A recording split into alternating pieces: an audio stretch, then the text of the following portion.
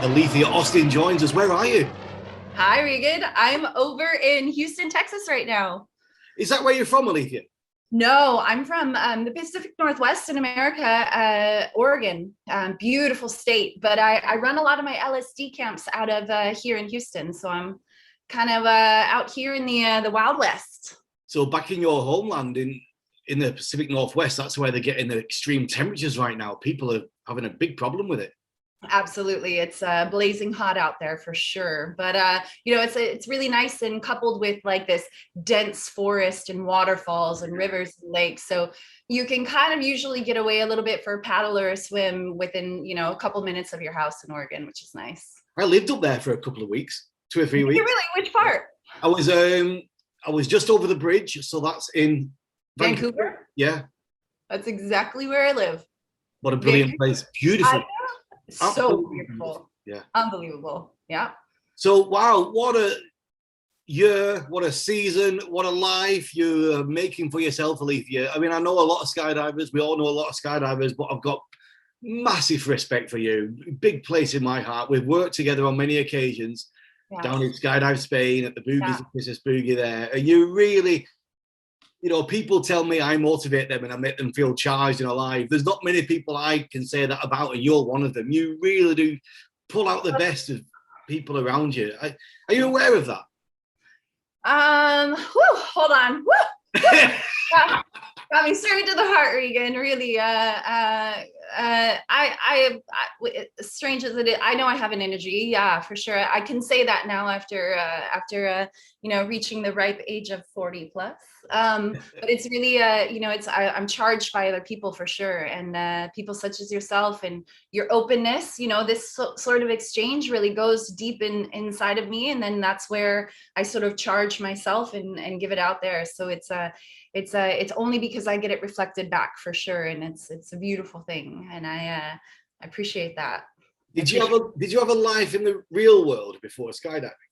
I did, yeah. Well, slightly real. I feel like I've gotten away with a lot of my life for sure. Came from a really small family and very humble beginnings, we'll say. And so I put myself through part of college, but it was really expensive, and I couldn't quite keep that up. I started writing in Los Angeles, just restaurant reviews and little articles about kind of what was happening under the scene in Los Angeles. And then I got into the music business. So I started scoring soundtracks, basically, choosing music and licensing it for film and TV. Did that for about 15 years in LA, weird red carpet shit, and really, really cool. Like just this strange spot within the industry that had access to all of the musicians, meeting them personally, all of their music. It was really, really cool.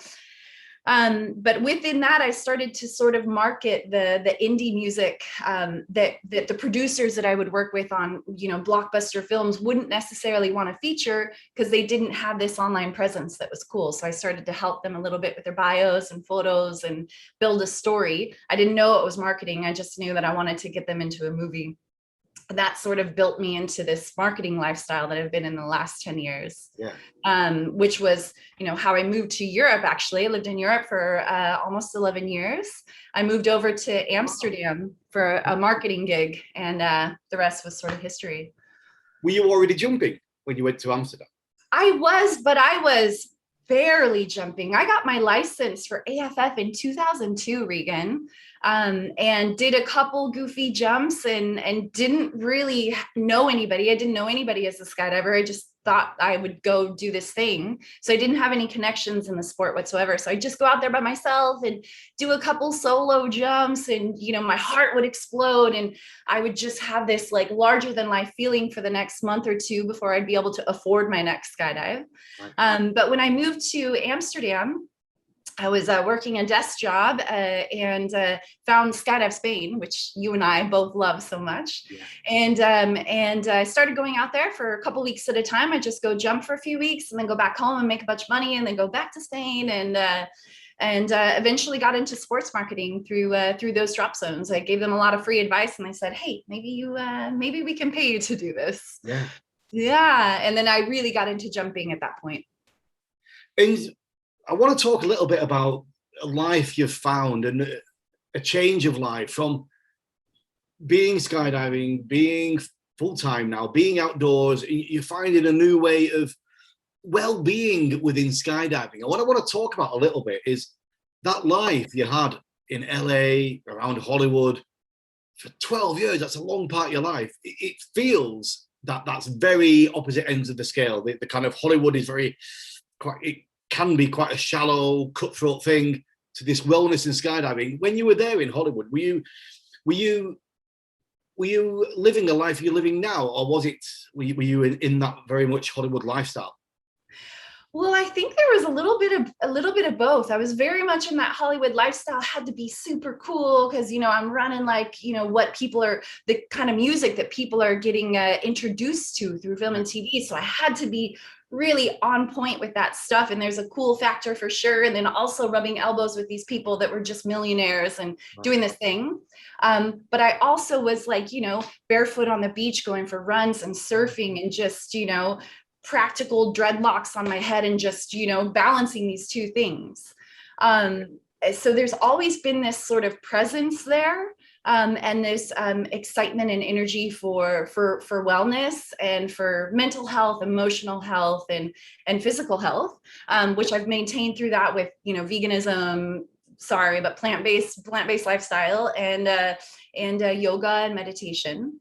But it wasn't really until maybe, I don't know, this last 10 years or so that I really I used to hide that stuff. Like, I'd quietly do my thing and quietly be plant-based and quietly meditate and do all this spiritual searching and working and unpacking of everything impressioned by me, by my childhood and all that stuff.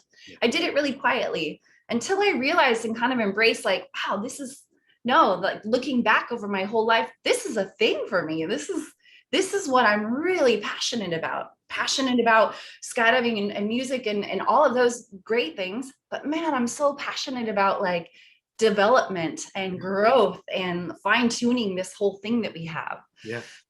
So I managed to sort of make that as like, more to the surface of who I am and not be a little bit shy about it. Yeah. I think a lot of people who get themselves in skydiving and in all air sports as well, let's see if I can articulate this. For me, I came from a working life, normal life, office type thing, working in a pub environment, but then started jumping and found myself outdoors a lot and meeting different people from different walks of life. And I could feel there was something about it, there was something different. And when I started jumping, it was very much a reputation of sex and drugs and rock and roll. I mean, you've seen all that. We've seen all that lifestyle. Yeah. But these astronauts who go to space, who see the Earth, they talk about the overview effect, where suddenly they get a realization about what the planet's all about. It's not about politics and countries and power. It's about living their life, isn't it? And that's what you've realized, and a lot of people in our sport have realized. It's come to the fore. Yeah. Yeah, it's absolutely true. Gosh, it's like to be able to have that overview look while we're doing this big human experience. Yeah. And to be able to not, to step outside of that, like, that big schedule and rhythm and that sort of thing that we're doing that's moving really fast. And if we don't stop and get out of it, before we know it, it's just over, right? Yeah. But if we can peel away a little bit and go, wow, this thing is happening. First of all, am I happy with where it's at?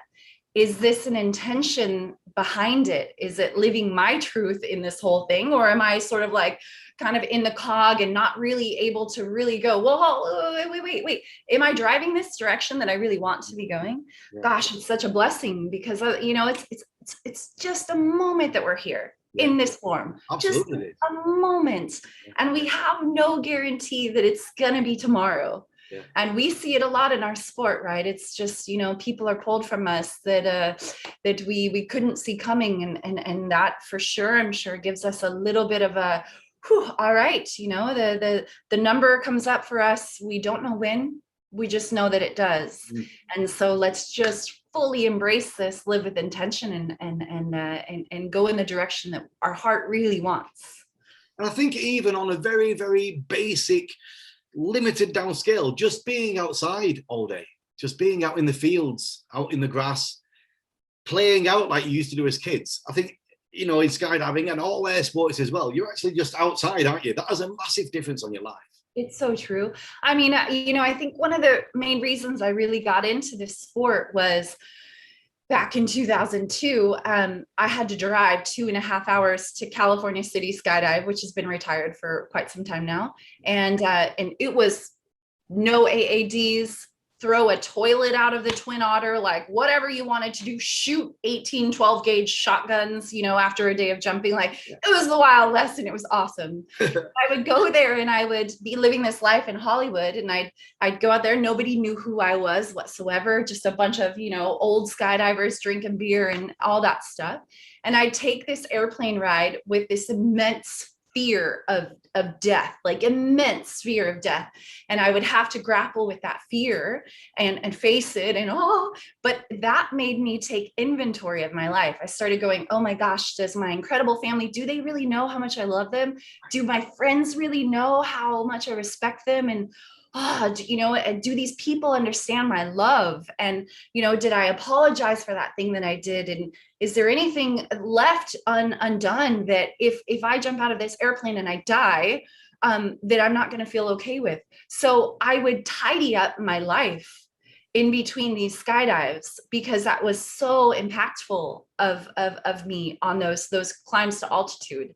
And I think that's probably changed me as a human being since having those experiences, right? Yeah. I'm in the airplane and I'm going, all right, I feel pretty good. I think everybody knows that I love them. And, you know, I'm trying to be a good human. So I feel like if this is the load, well, then I'll be pretty darn good. And I say my thank yous and my blessings every single ride to altitude. Yeah. So, you know, that outdoor feeling, that connection with the earth and just with life in general. And then that inventory that you take, holy moly, it's a big thing, you know, and we're so lucky that we get that. Yeah, we are.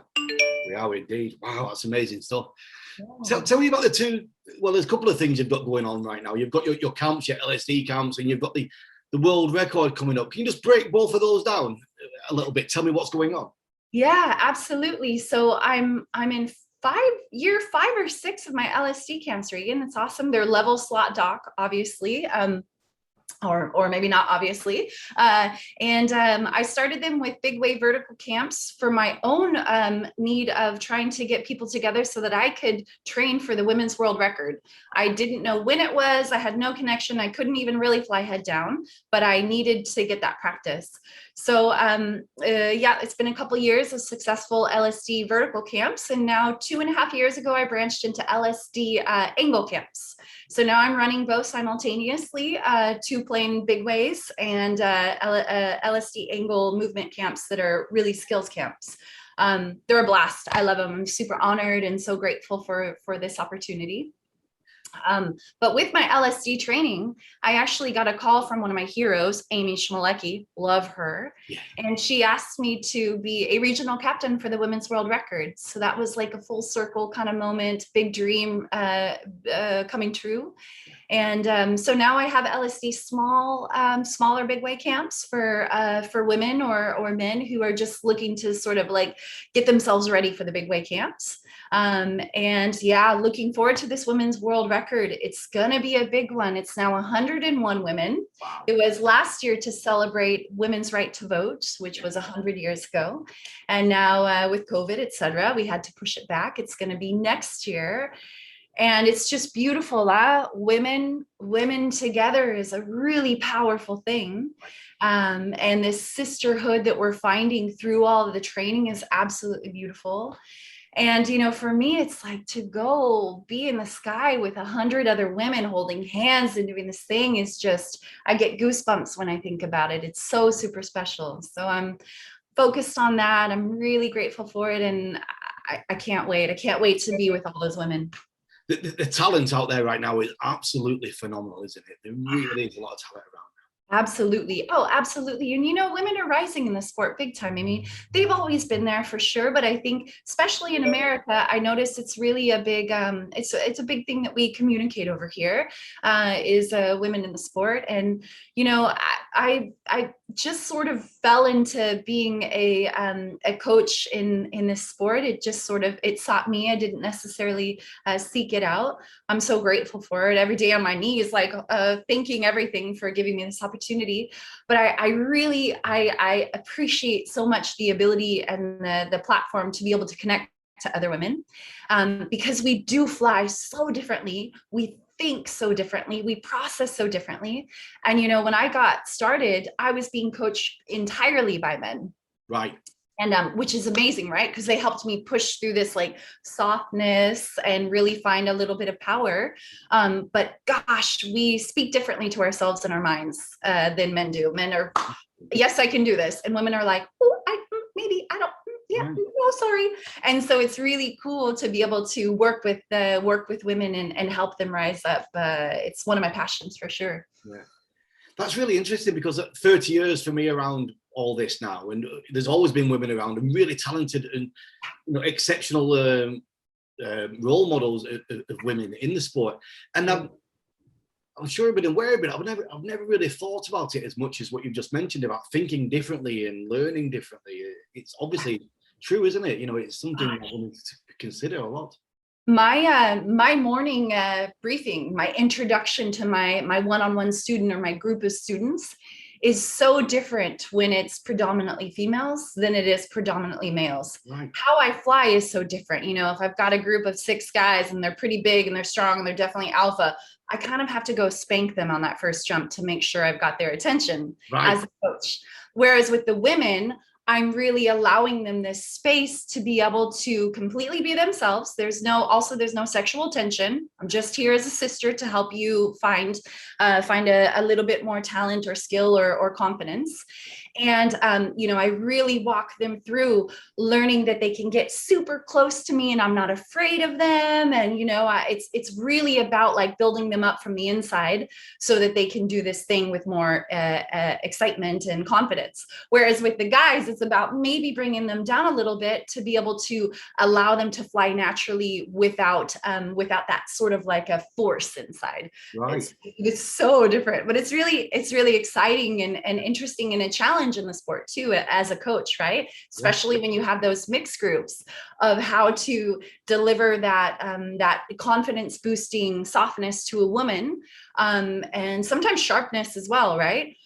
Versus how to pull down the man and ground him a little bit more so that he can really like let maybe a little bit of ego go. It's in women as well, of course, but it's usually the driving force behind men when they're learning skydiving.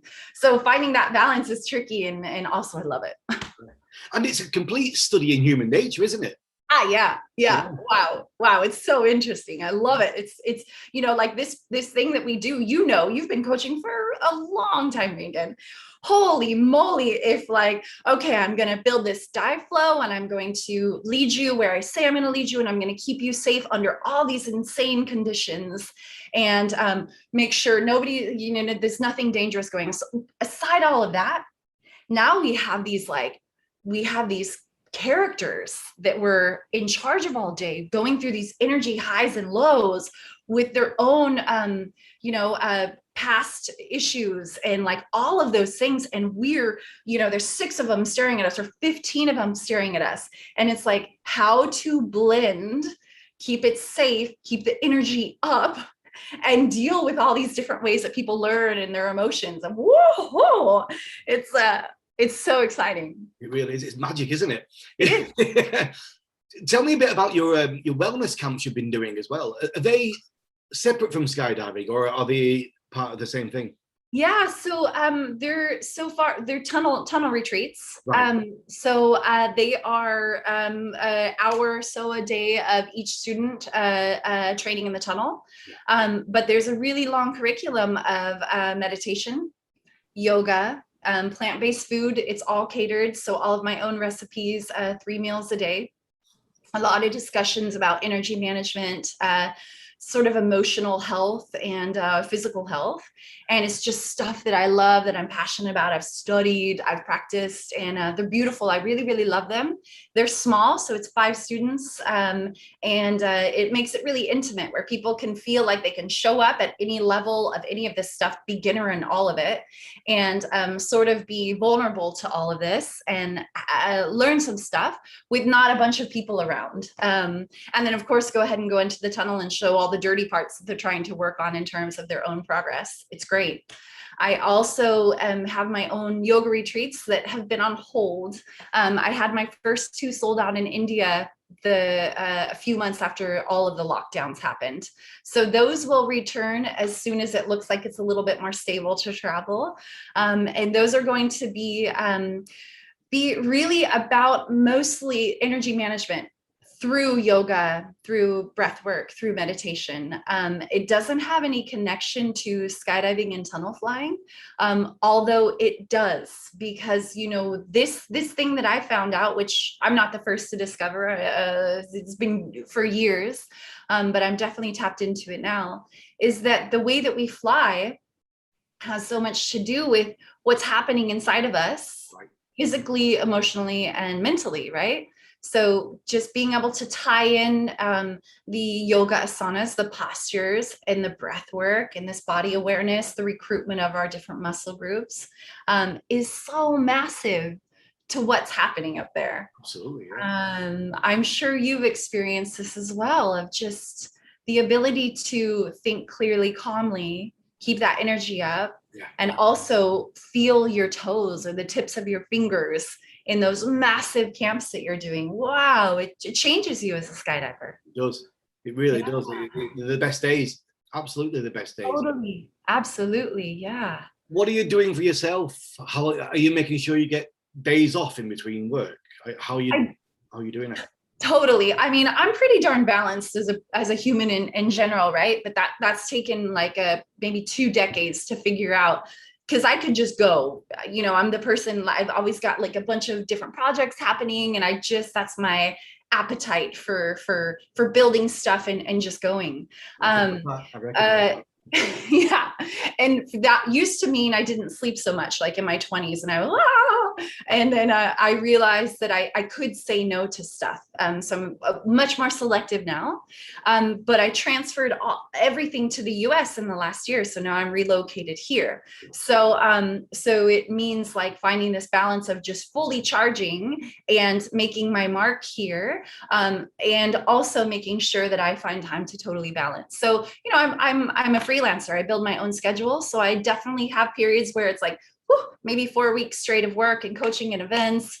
And then I've got 2 to 3 weeks fully off, like completely off. Maybe a little admin for my camps, but, you know, go into the forest and unplug and read books in the afternoon, lay in the hammock. So, you know, I make sure I pencil in my time to just fully dislocate from everything work-wise. And it works really well. But as a freelancer, that's so hard, you know, especially if people are offering you an event or something.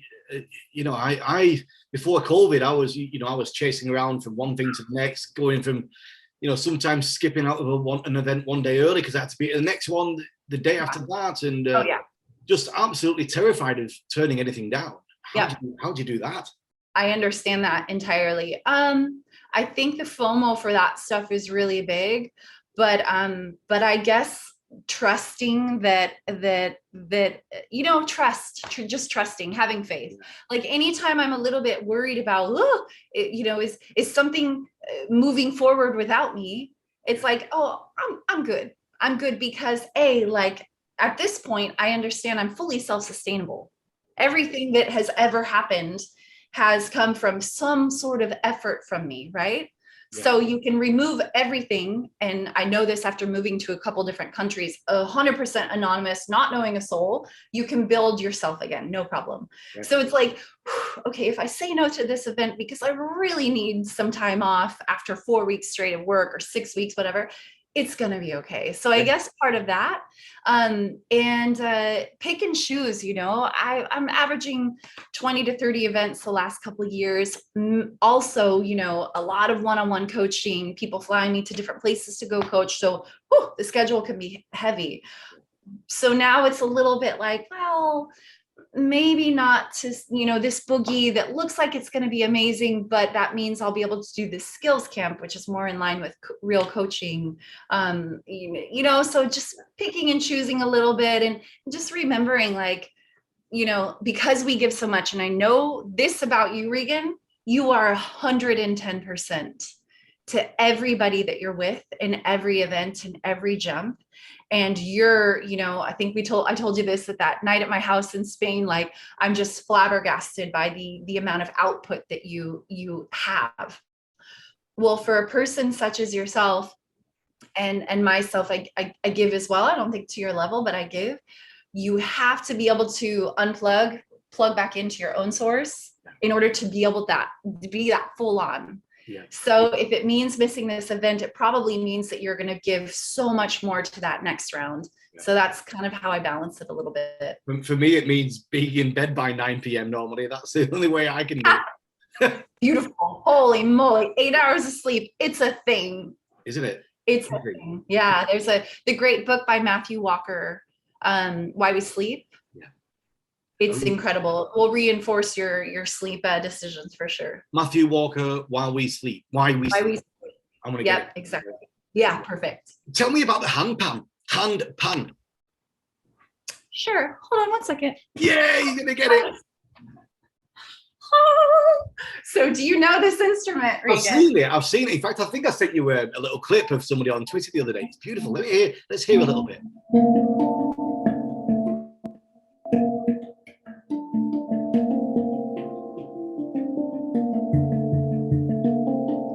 So it's a handpan, it's a percussion instrument. Obviously, it's been around for only 20 years. So it's a fairly new instrument. Wow.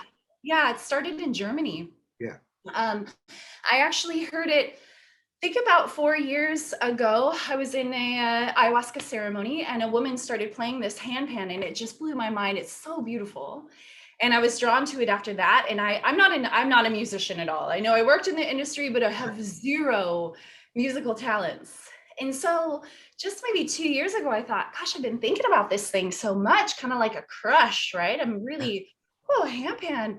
And I thought, I should just do this, you know, who says I'm not a musician? Yeah. Or who says I shouldn't own an instrument? It doesn't fit into my story, I guess. So I finally got one, and I tell you, I'm obsessed. It's like this world I never thought that I would be a part of because I didn't have this talent. And now I get to just touch this thing and make these pretty sounds and learn about music. I have classes and study it. And it's like a brand new door has opened of passion and excitement. And I'm thrilled by it. Fantastic. It's a beautiful sound. It's beautiful sound, isn't it? It's very gentle and calming. It's beautiful. I love it. Absolutely. And, you know, the people around me that I'm playing it for, or just randomly practicing, they love it because you can't make it sound bad. So, you know, if I had I'm going to start with a trombone or maybe learn how to play a drum set, I'm sure everybody around me, oh no, she's playing again. But with this, people are sort of like, oh, it sounds like a spa. It's great. Yes. I love it. I love it. Yeah. So what we got coming up? What's on your horizon at the moment? Yeah. So I have, I have another LSD. I just finished LSD yesterday. It was a 3-day angle camp with some really beautiful coaches I flew in. And then I've got a bunch of one-on-one and small group coaching for the next couple of weeks, a couple more LSD camps coming up, and then 2 really big camps in the US I'll be coaching at, and a camp in Mexico, 2 in Mexico. So a lot of really beautiful events coupled with mine. And then a lot of days off of just hiking in the Pacific Northwest, chasing waterfalls, and learning how to maintain this energy, continue to grow, and just enjoy this ride that we have. Fantastic. Well, that's a great way to end it. It's been fantastic to catch up with you, to see your face. Lots of love to Tex as well. I'm sure he's around somewhere. Absolutely. Tons of love, Regan. I love you so much. Be safe out there. And thank you so much for having me. I love this stuff that you're doing. It's great. Been a pleasure. You take care, my friend. I'll see you soon somewhere. Ciao. Bye.